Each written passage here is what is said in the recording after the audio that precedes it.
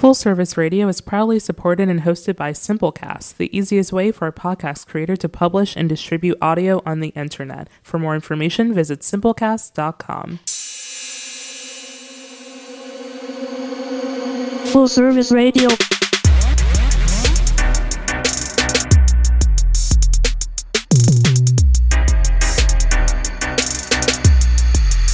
Full Service Radio. Peace, everyone, and welcome to the Edible Activist Podcast. I'm your host, Melissa L. Jones, broadcasting live from the lobby of the Line, D.C.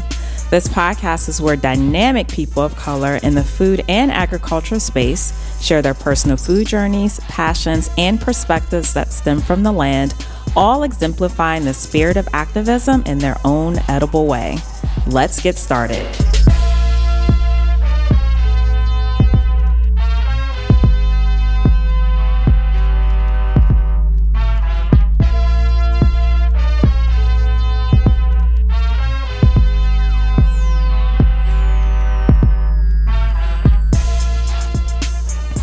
Peace, everyone. Happy Wednesday. It's Melissa L. Jones here on the Edible Activist Podcast, and your girl is back from a much needed break. I had Chris Riddick from the Afrobeats take over my show in the month of July. Shout out to him as I recharged, and I'm so happy to be back in the studio. So today I have a special guest. All my guests are special, as I always say. Chef AnuGreen, actually Chef Princess Green. I learned that her name is Princess. Is in the studio with us today. And Chef Green is a food therapist who likes to create meals that make you feel better, are fully flavorful, and medicinal. As the CEO of the Wellness House and AnuGreenExperience, Chef Anu has been helping her clients and family members heal through food as she understands the linkages between nutrition and disease. She studied holistic nutrition at the Washington Institute of Natural Medicine in Washington, D.C., along with raw food design in Maine. We're going to get into this raw food design, okay? Because that sounds like pretty delightful. And has also worked with renowned raw food chefs here in the area too, y'all, for real. Chef Anu has learned a great deal about herbs by observing her great-grandmother and traveling to many indigenous countries, living and eating with the original people of the land. Wow. You got a lot going on. Welcome. I do. Welcome to the show. Thank Peace. you. Thanks for having me. Absolutely. So before we actually jump into our conversations, we're gonna set the tone for our interview, right? So Yes. tell the audience what's gonna happen. So I'm just going to do a little bit of sound healing therapy with you Okay. and with the community that's listening. Okay. So I brought my sound bowl. This is actually the D. It's called the D.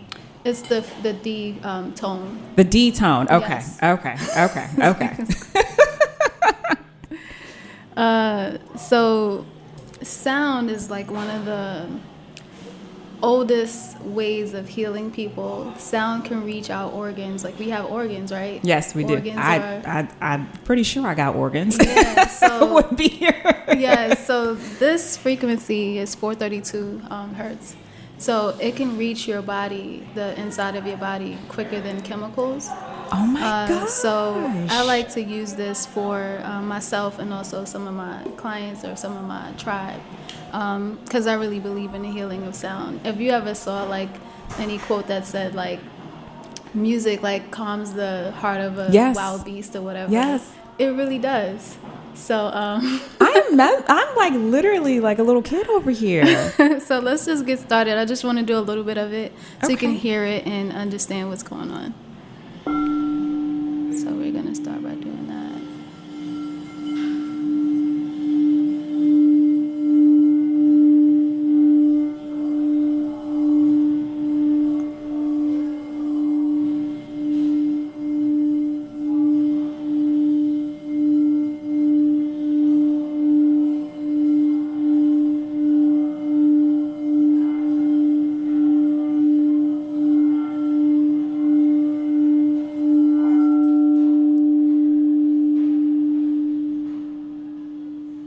Whoa. I felt that. Yeah. And this particular bowl is for the your solar plexus. So it's basically if you have any trauma there or if you have any blockages there, this sound could help it to heal. So with using herbs, using sound, using meditation, I think these are more effective ways to like try to heal ourselves that most people are not really familiar with. So I just want to introduce that to my community, to your community. I am so grateful because I'm not privy. I've seen people, experiment or include that in their practices, like on Instagram, online, but I have never. No one has ever breaking down the healing component of it, and that it was used for healing. I did not know that, so I appreciate that. Oh my gosh. All right, well, I'm excited. So first off, let me just tell y'all. So Chef Green, as she like, I can't even explain this, but we have some tea that we're sipping on here, right? It's not just regular tea. Sarsaparilla? Yes. With lime? Yes. It is delicious. Yes. Jack has some too, y'all. Very he can delicious. attest. It is so good. This is going to be a really great show. Thank you. Gratitude to you. Gratitude. Thank you for being here, being in this space. And I'm just so happy to learn more about you and your work as a private chef, as a healer, as a connector, and just really just navigating this world of health and wellness within your tribe and your community and your family members. And so we're going to go ahead and get started. So you are so graceful. I said that to you before the show started. You just have like this level, you exude this level of grace that is just so calming. Thank you. And I just want like, just pass it on over. I have a level of grace, but it ain't like that. So Chef Green, tell us a little bit about where you're from, a little bit about your heritage. Okay. And, what was your relationship outside of, just eating on a regular basis, but what was your relationship to food before all of this? Okay. It's a loaded question. I know it's a loaded question. But I do want to say thank you for having me. Of course. I appreciate you for bringing me on your platform. I'm thankful for that. Absolutely. So the answer to your first question, I'm from, I like to say the planet of Brooklyn. Okay. BK in the house. Yes. I was there last week. I used to live in Brooklyn. Yes. So Awesome. like there's no summer like a Brooklyn summer, right? Man, I miss them summer Brooklyns, man. Exactly. So I'm from Brooklyn. I moved to DC, the DMV area, about 10 years ago. Okay. I started out in DC, and I opened up a juice bar in Ellicott City. And then like 2 months later, there was that first flood that they had. Oh, you were impacted by that? Exactly. Oh, darn. So things had to get rearranged, and I had decided to move to Baltimore for more economical living. Yeah. Because Baltimore, you could still live and, survive, not, afford to live. It's more affordable than DC. Exactly. Especially coming from a situation like that. Yeah. So, and I still wanted to be able to live somewhere where I didn't have a kitchen as a closet. Right. So, moving to Baltimore, I had a very big kitchen, and I was still able to work out of the kitchen. I love Baltimore. So, yeah, and it's, I think, 65% black. It's a great city. Yeah. It's a great And the city. art scene is amazing. It's amazing. So, so I'm in Baltimore now, and you asked what's the heritage. Okay, so my parents are from South Carolina. From the South? My father's from South Carolina. My mother's from West Virginia. So, and my grandfather is from Haiti. Oh, really? Yeah. Okay. And right. And my father, my stepfather, who actually raised me, he's from Jamaica. So that's how I have a strong connection to Jamaica and that type of land, because growing up in Brooklyn, it's like the concrete jungle, but every summer I always went to South Carolina, or my grandmother, she would always travel with us, take us Barbados, Puerto Rico, Dominican Republic, all the islands. I think I've went through every island as a child. I love it. So I got a chance to see, that type of environment, because Brooklyn was kind of rough, but it was also Brooklyn was rough. but Some parts of it still is. But it was like really communal. Like my neighborhood was communal. Like I knew the elders knew me. They knew my parents, they knew my grandparents. Like I would run to the number hole with my grandfather, play numbers with him. Everybody knew my name. So I'm from downtown Brooklyn, like Myrtle Avenue. Okay. So like I'm thankful for that experience. It taught me how to survive. Like I've traveled to Africa by myself, and I think I wouldn't have been able to do that if I didn't have that. I will say, living in New York, and you would, I'm going to assume, agree. You at an early age, you got to be like an adult. Even when I was just on the train last week, and I still go up there and I hop the train where I need to go, and you see like little kids, without parents and backpacks, like, all right, and it's almost like you have to learn to adult at a very young age when you're in New York. I was one of those children. At 8 You were years one. old, like traveling to Manhattan just to have access to a good school. Wow. So yeah, by myself. Oh my goodness. So being in all these different places at a young age, going to these different islands, seeing how people live, connecting with the folks of the land, the food of the land, was that a play, or did that impact, or was that a catalyst to where you are now in terms of your private chef business, or did something happen within, like, was someone suffer from a disease, or were there any health ailments, or what happened to say, you know what, I'm going to make this transition within my own health lifestyle and just do a complete 180, and I just want to start healing people through food, or do my own exploration? All of that happened. So like I went through every emotion of my whole creation. Like I think that everything was aligning to where it's supposed to be to get me to where I am. To answer your question, like me traveling to those places at an early age, and I always love food. Like everybody cooks. Like my father's a really good cook. He actually taught my mom how to cook. My grandfather taught my grandmother how to cook. My grandmother, my father's mother, she's a cook. So it's like everybody cook. Yeah. So like I always had the opportunity to come home and have a meal at the table, which was a blessing. And I always enjoyed that. It always felt like something to be thankful for, not just to, people pray to whoever. But for me, that was like, oh my God, like this is great. Because then when I got a chance to go to my friend's house, I never seen them eating at the table. Or they always had like Chinese food or McDonald's or something like that. And I was just like, I'd rather have like, real food. Right. And like I always wanted to know like what was the benefit. Like if my mom was like, you have to eat your carrots because it's good for your eyes, and then if I felt it, I was like, okay, well this is great. And I like if I like cartoons like Popeye or something like that, like okay, this is gonna make me stronger.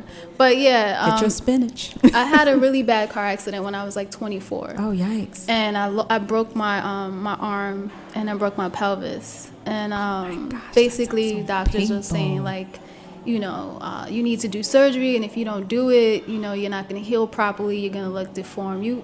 When you saw me, you didn't see any type of... No, not at all. So I was just like, something just was like, if you want to heal quickly, you should try to do it with a plant-based diet. And that's what I did. And once I started to recover very quickly, I was saying to myself, my grandparents both were ill at the time. Let me see if I could do what I'm doing for myself and give it to them. And then my grandfather started to heal. Like he had really bad eczema. Oh, okay. Like his skin looked like, he had very beautiful skin, but he started to look like a crocodile. Like it was like really rough, and all the mucus and all that stuff was coming out of his body. So I told them to come live with me for like 6 months. I was like, give me 6 months and let me see what I can do for you. So it was easy working with him. It was a little challenging working with my grandmother. She just wasn't with it. Well, she was set in her ways. Grandma was set in her ways. Yeah, she was set in her ways. So I was thankful, and I saw the results. And after that, I was just like, okay, well, maybe I can do this as a business. And like, but I had a problem with looking at it as a business, because I feel like food is medicine, and if you're healing, it shouldn't be. And everybody should have access to healing and great food. And so that was a challenge for me. So then I just started with my friends, And then, you know, started putting myself out there, doing a little bit of like festivals and traveling to New York. And basically I had this amazing dream that I was at a juice bar and like I had a line outside the door. A dream. Yeah. And Wow. then and then like the next day I saw Dr. Aris. He had some classes here in DC. We met, we vibed. He taught me a lot and I started working with him. So then I started working with Chef Kepra. Yeah. Yep. So yeah, everything was just going in total my way. alignment. The stars aligned. Yeah. Then I felt like I shouldn't probably do it anymore. It was just like, you know, so many challenges that was happening. So, Like from a business perspective or just like external, like with Business. family business? It's business hard. perspective. It's hard. Plus, I just had this thing about not really wanting to charge people. So I was like spending my money, my own money, like giving food away for free because I just really wanted people to heal. And then I'm just like, damn, like I'm really depleting to do this. So, Exactly. yeah. You got to take care of yourself or you ain't going to be able to take care of nobody else. Exactly. You know, we talk about that ever so often here. And I think it's especially for Black folks and people of color. Some of us are really afraid to make money, you know, because, you know, a lot of folks are this anti, you know, capitalism and stuff. And yes, it's associated with a lot of bad things, but it's also okay for us to make money and build a level of wealth, however we define that, because by the end of the day, like we are entrepreneurs at the root of everything that we've always been entrepreneurs. We've always been creators. We've always been cultivators. We might not have been paid the money that we should have been paid, but I would say that by nature, we've always been builders and entrepreneurs and creators. Yeah. But that comes from trauma. yeah, and yeah, It a comes lot from of that. trauma and it A also lot of comes that. from not really knowing your value. Yes. So like through this process, I had to learn a lot about myself. You know, it's never about anybody but myself. It's like I had to become the mad scientist. I had to work on myself. I had to heal myself. I had to figure out what was going on with me, figuring out what's the root of it, what's going on with my parents, and then get them involved. And then also seeing what my value is as what I was putting out, because I'm not, everything that you have is like real organic. I put like my truest intention. You see I have my crystals around, like Yes. everything is set, and I put all of those energies into that. So it's like you can't just feel like you just have to give this away, you know what I mean? Wow. And then I started learning that people didn't really value free stuff. So most times if it's an investment for them, they pay for it and then they take it more serious. I don't know why, Ding, but ding, ding, ding, ding. Exactly. So Hold a free event, okay? 100 people going to RSVP and 20 people going to show up. I think not, all right? I'd rather have 20 paid people there, and I know I'm going to get my money yeah. than to have, yeah. So I know I get it. Just to touch back a bit on all the places you traveled, you know, having, you know, family from Jamaica, Haiti. Were any of them gardeners or growers or farmers? Of course. Even my great grandmother, she's still alive. She's 98. Yes, grandma. And she can yes. outwalk probably any 30-year-old. Every day she walks. She walks miles, and she doesn't need to. Is But she in Jamaica? Where is she? She's in South Carolina. She's in South Carolina. Yes. My great grandmother had a beautiful farm, you know, and my great grandfather, he was a farmer. Like it was like funny coming from Brooklyn and going to South Carolina and being barefoot. I was a tomboy, jumping ditches, like running through tobacco fields, you know, and coming back to this city is like I learned how to be. I mean, you just adapted to back to the environment. Exactly, that you were in. exactly. Yeah. So I'm very thankful for that experience. And then traveling to Jamaica and having a relationship there, which made me stay there for like a year.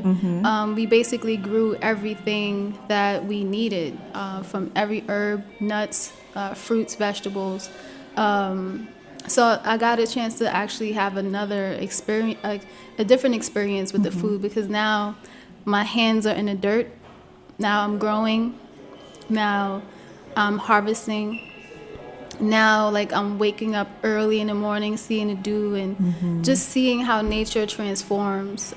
So it was definitely a different experience, getting the chance to, like, actually bathe in a river, you know, and get those different healing experiences, which was very necessary for my development. And I'm definitely grateful for that. I'm so jealous. I want to live in Jamaica. I want to go back. I'm like, damn, I should have just stayed. But I just felt I felt like I just felt like my family's in the city. Mm-hmm. I'm the only one that's like really into like food on this level. Mm-hmm. So I feel like I need to be with them, and I was coming back and forth. So, I mean, did it help at all though by being in Brooklyn, in which New York City is a huge melting pot? Course. Like that had to have helped because there's so many cultures that are in New York City and Brooklyn, Jamaica. I mean, all the islands, especially all the Flatbush. countries. I mean, Flatbush, if you've been oh to my Flatbush, gosh. Brooklyn, like yes, there's every Caribbean there. Mm-hmm. So and they're all living together, and you get a chance to learn so many different things from being around these people. Even going to school, like I had Asian friends, I had Jamaican friends, I had Haitian friends, African friends, Indian friends, and sometimes you go to these people's homes and you get a chance to taste their different foods and stuff like that. So yeah, and that was my upbringing growing up. So even I didn't like grow up in the district. I actually grew up in Silver Spring before what it is now, and I don't even remember having a white friend. Like again, I had friends from Africa. They were Indian, Jamaican, from El Salvador, and I got to taste all the flavors of the land. Just go to their apartment. My neighbors are Ethiopian. Like it was wonderful. It's beautiful. This is Melissa L. Jones here on the Edible Activist Podcast. I'm here on Full Service Radio. We're broadcasting live from the lobby of the Line Hotel, DC. I have the wonderful pleasure of chatting with Chef AnuGreen, who has just been walking me through her, it sounds so much fun, just amazing upbringing and being able to experience different parts of the world. Her parents' heritage stems from the islands, from Jamaica, Haiti, Southern roots. She's a Brooklyn girl, though. She's from Brooklyn.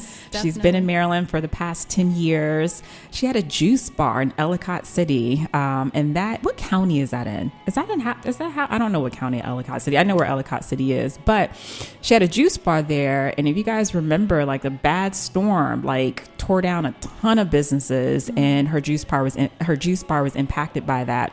But she is a private chef. She really believes in healing through medicinal foods. She did this wonderful sound healing when she started off our podcast, our interview. And she bought me some treats too. We've been sipping on tea, sarsaparilla with lime, and she has some wonderful juice that we're going to get into and some sea moss.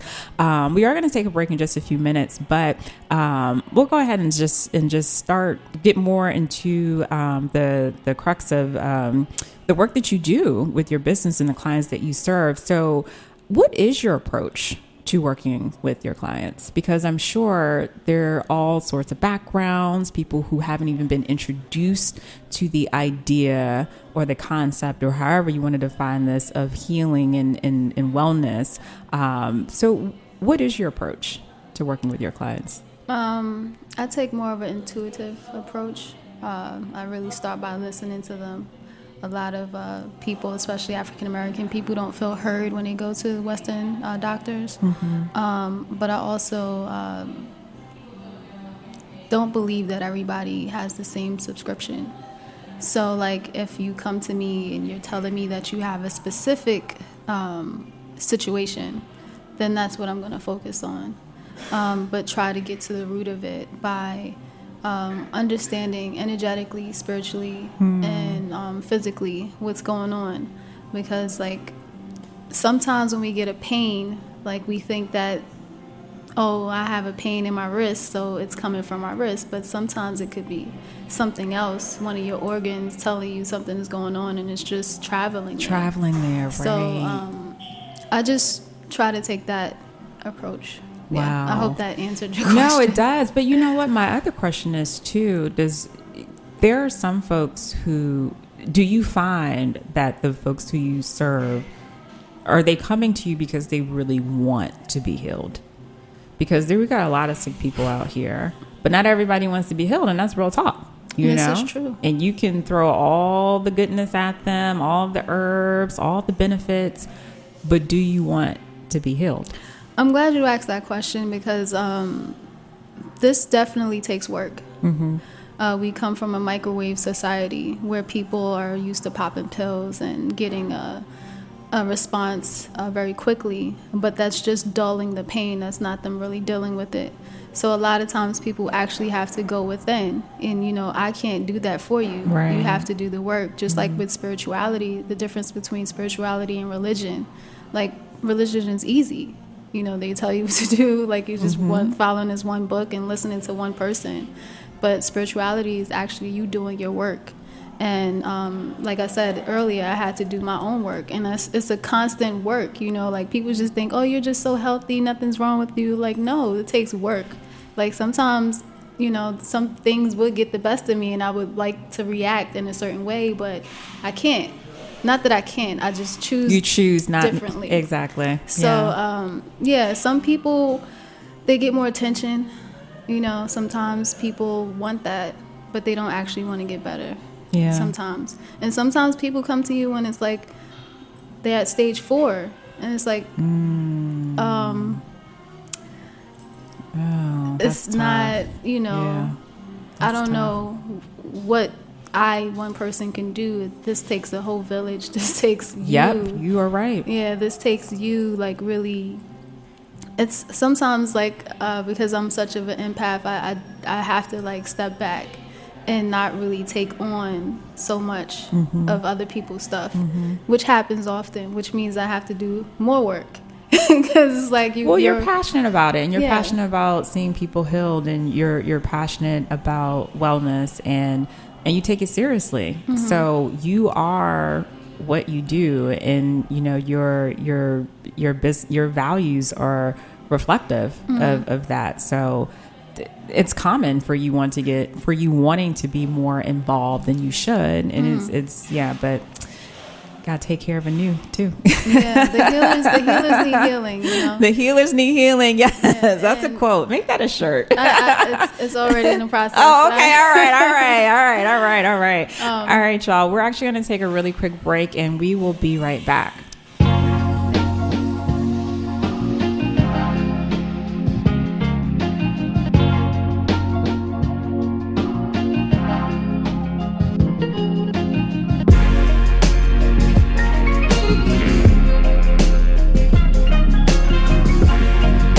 You're listening to Perfect Day, produced by Artists Authentic. For more of Authentic's work, visit allornothingstudios.com.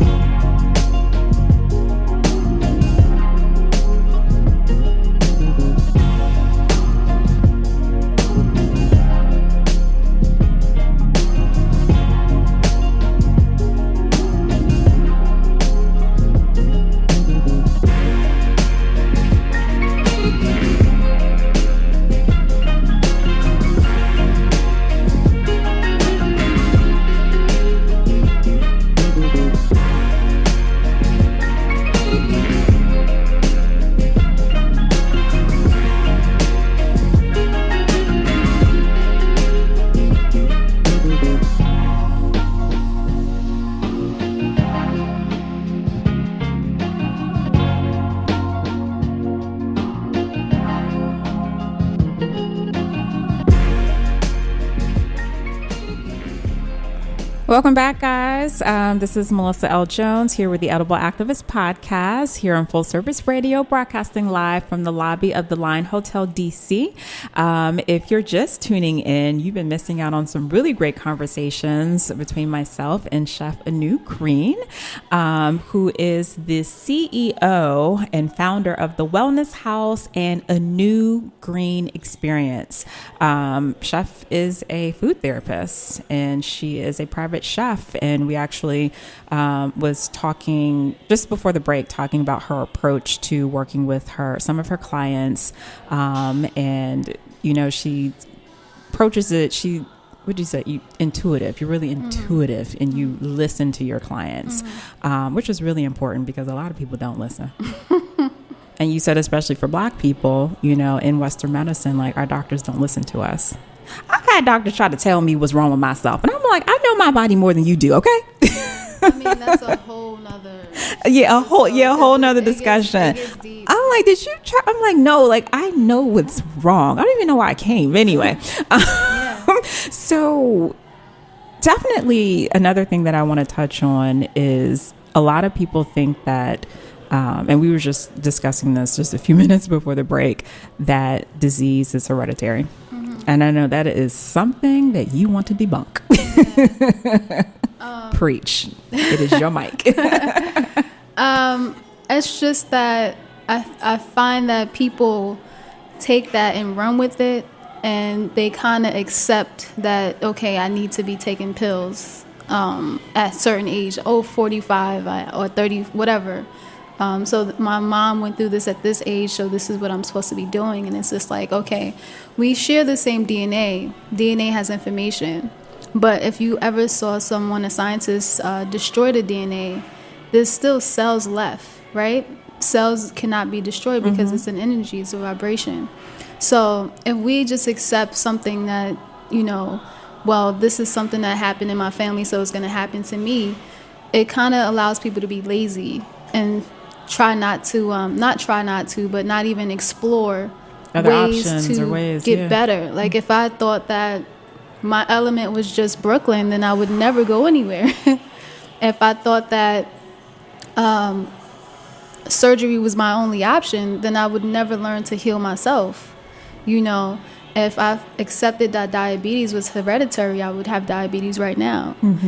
So I just want most people to take that information that they've been given and realize that it's a selling point for Big Pharma, because it's just getting each generation prepared to be sick just like the last, where that's not necessary. Right. And because often you'll hear, my sister or my grandmother, my mom had breast cancer, so I'm bound to get it. Yeah. No, I'm not. Yeah. That's not the case. It's a mental illness that this society has put on people. A mental illness. Yeah. So it's like it's not actually accurate. Yeah. And it's something that I just said, people are being lazy. Like I saw my grandfather and his twin brother and his other siblings, they're all elders, and I used to look up to these people, and I love them dearly.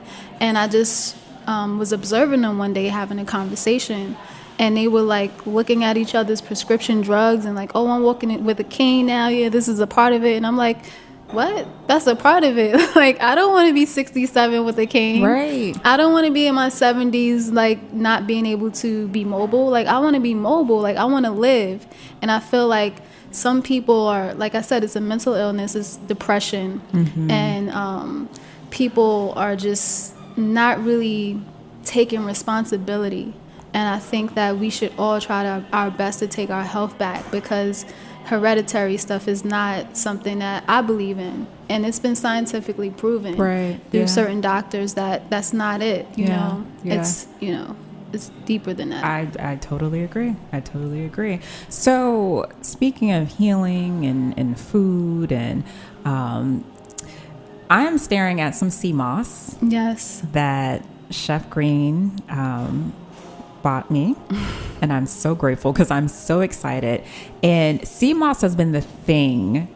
Okay, this is the hot topic right now. Everybody putting sea moss and everything, okay? I know it's been around for a long time, y'all, but that's all I see on my timeline. Sea moss, sea moss, sea moss. So, can you break down sea moss for us? Because I'm excited to use it. And we're going to talk about these juices that you brought me too, because I'm going to sip one. Smoothies.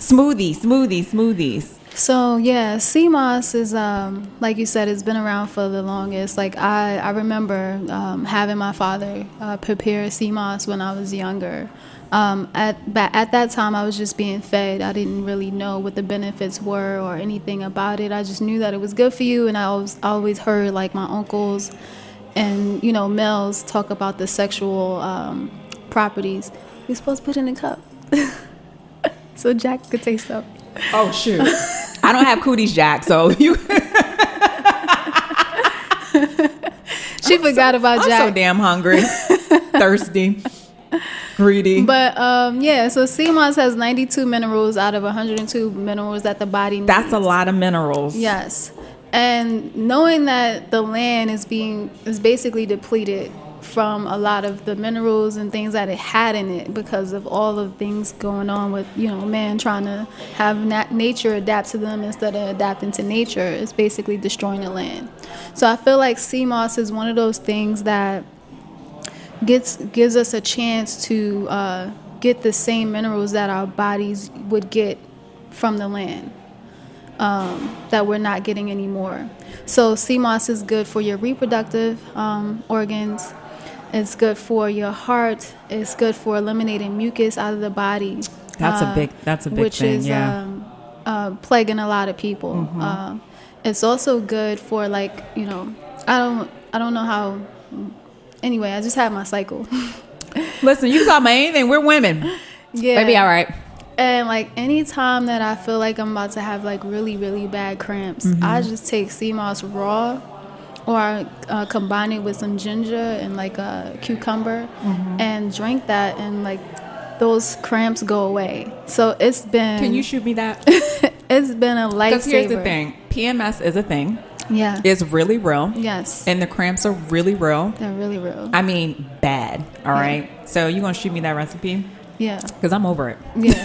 Yeah. If I could cut that down from having a whole day and just having 30 minutes of it and taking something that's gonna help me. Oh my gosh. And I feel like sea moss has definitely helped me in a major way, and it's helped a lot of people. Like you said, you had a friend that was 300 pounds. She was. And now she said sea moss was a major factor for her. She's 100. She's 100 pounds now. I mean, in fit muscles. I'm like, you're kidding me. Yeah, you're kidding me. We're at Secrets of Nature, and she was telling me this. I'm like, whoa, where they sell it at, by the way. But Chef Green sells sea moss too. So, yes, but this is all about her. Go on my Instagram, and you could definitely make an order. But sea moss is good for your sexual health, which is how I didn't get introduced to it. But that's what I was hearing at 6 and 7. That's what you heard on the street? I was hearing that's all you heard guys talk about. Oh, basically bragging or whatever. So I'm I'm a girl. That's not something that, I didn't relate to it mm-hmm. until I got older mm-hmm. and really figured out how it can help me, which was basically with cramps, helping me with my energy, getting rid of mucus. Because I think you asked me earlier, how did I eat growing up? Mm-hmm. I did eat at home. But sometimes I would eat out, and then sometimes I would have these indigestion or mucus or whatever like that. So sea moss definitely helps keep that stuff away. It keeps us nice and healthy, and I really appreciate it. It's definitely a gift from the sea. And farmers use it. I spent some time in Maine at a culinary school. That's right, where you study raw food design, right? Exactly.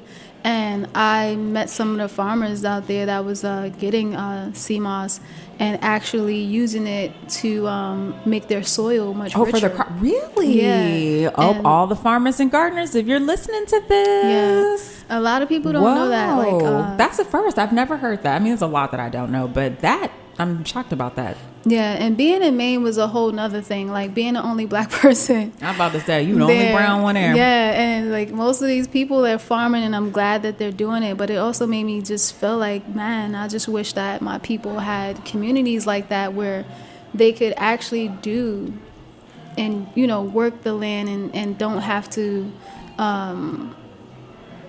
do other things. Yeah. And they can actually live off the land and mm-hmm. have a community, a whole neighborhood where it's nothing but African people and trading. We're owning the land. Trading food. Yes. There was a farmer food is currency, man. It is. There was a farmer that had an apple orchard, someone that was growing raspberries, blueberries, and then they would just trade it.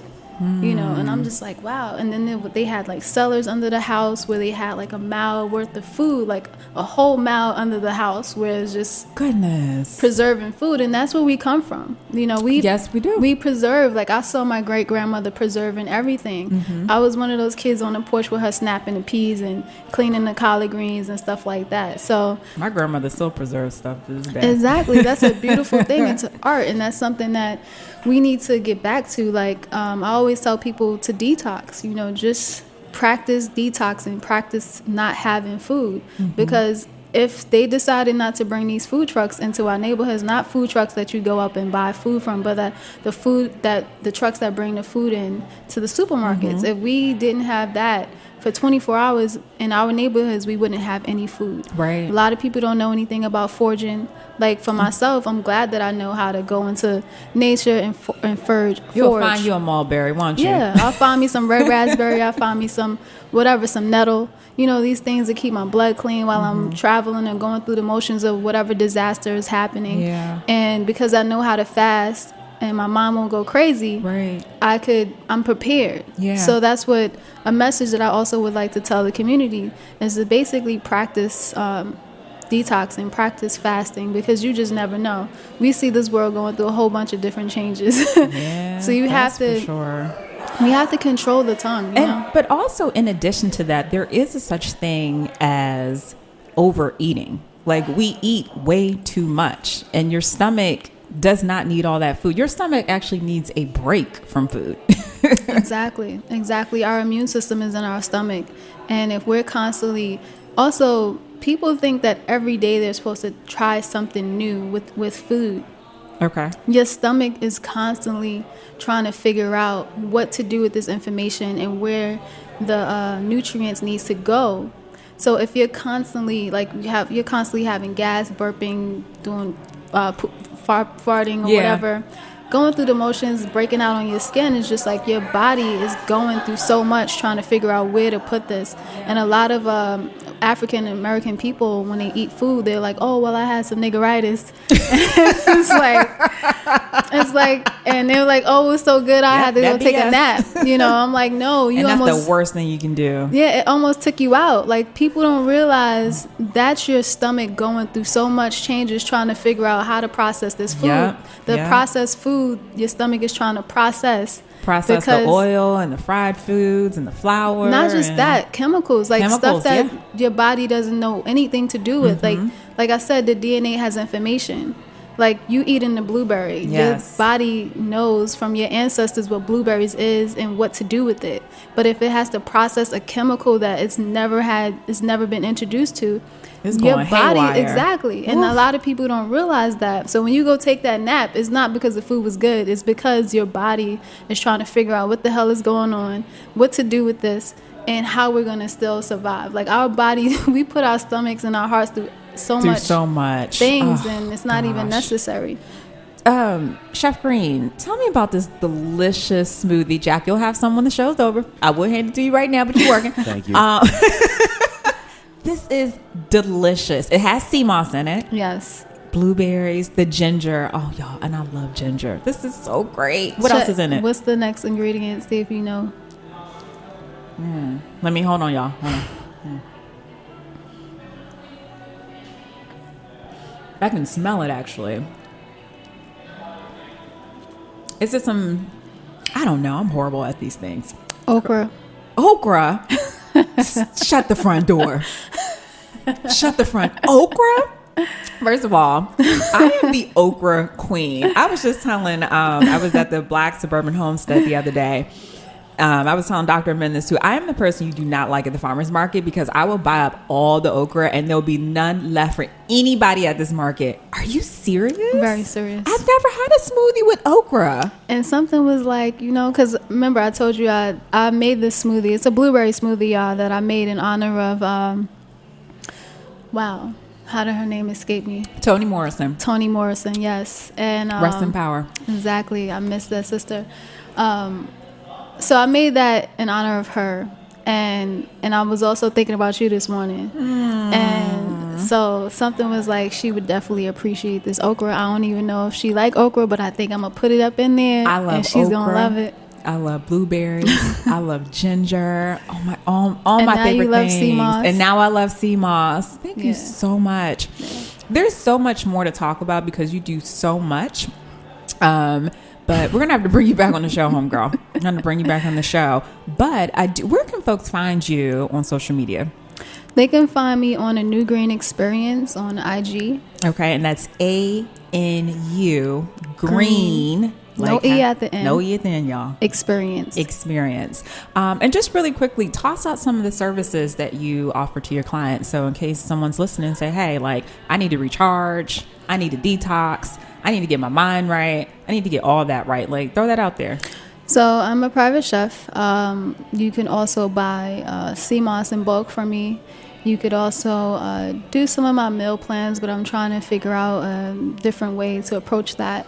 I also do sound healing. So you could come and do a session with me. I'm coming to do a session, y'all. So the sessions are they could be a private group session or just a one-on-one session, and with that we always end it with some food. So I do some live food, raw food, or whatever intuit, whatever spirit tells me to do. But I also have another Instagram which is Soundbite Frequency. Basically, Soundbite Frequency. Okay. Yes, which is a combination of the food, the crystal bowls, crystals, and healing in that way. Oh my gosh, you're needed. Thank you. You are really needed. Thank you. I am so glad to know you. I am going to do a session. If anyone wants to do a group session, good vibes only.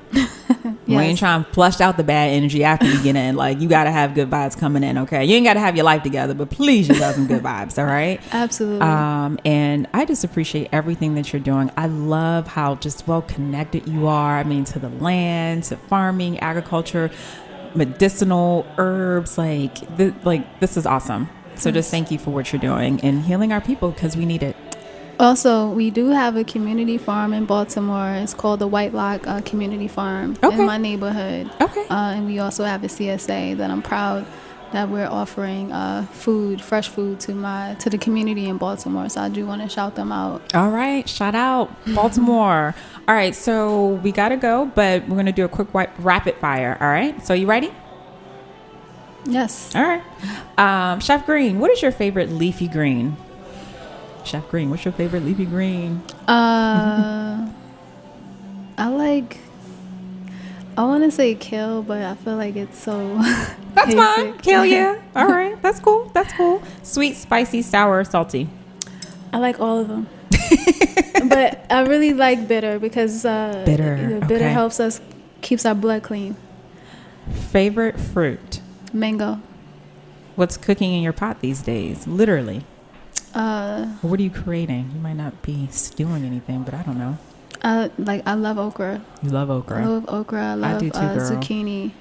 I'm not really eating too much cooked foods because of the heat. Yeah, the so summertime. Everything is being like pureed. I'm doing a lot of smoothies and juices and stuff like that. But I love zucchini and okra. That's some of the things I have been eating. Awesome. I can eat okra right off the... You're eating it now. You're drinking I it. am. I'm drinking it. But honey, I like it fried, stewed, baked, sauteed. Exactly. I eat it all sorts of ways, okay? It's good Pickled. for the womb. It's good for the womb. Somebody told me that. I did know that. One way someone can channel their inner edible activism. Channel the inner activist. Inner edible activism. It can be anything. Start a community garden. Start one in your backyard. Or just listen to your body. Our bodies tells us exactly what it needs. We just have to sit still and listen. Listen to your body. Let that spirit guide you. And go seek Chef AnuGreen. AnuGreenExperience. Find her on Instagram. All right, y'all. Y'all been dope. You have been too, Chef. Thank you. You too. Peace, y'all. Peace. Thank you, everyone, for tuning in. We are here live on Full Service Radio every Wednesday at 11 a.m., where you can catch today's episode on fullserviceradio.org, as well as iTunes and Spotify. Be sure to follow me at Food Talks in Color on Instagram, Facebook, and Twitter. Are you an edible activist? Sure you are. Come join me on the show. I would love to feature you. Just shoot me a DM on the gram. Peace and blessings all. And remember, there is no culture without agriculture.